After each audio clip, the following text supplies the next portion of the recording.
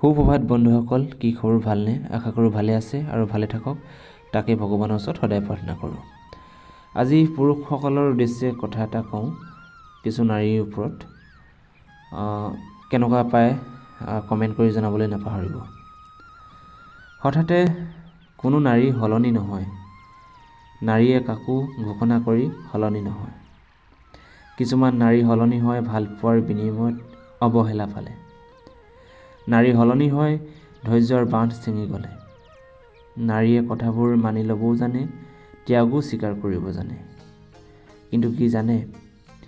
যেতিয়া তেওঁক বুজোতা কোনো নাথাকে, যেতিয়া অনুভূতিৰ মূল্য কাৰো ওচৰতেই নাথাকে, তেতিয়াই পৰাই তেওঁ লাহে লাহে সলনি হ'বলৈ আৰম্ভ কৰে। কথাটো হয়নে জনাবচোন।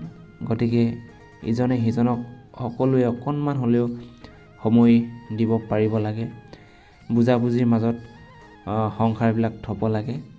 তেতিয়া আশা কৰোঁ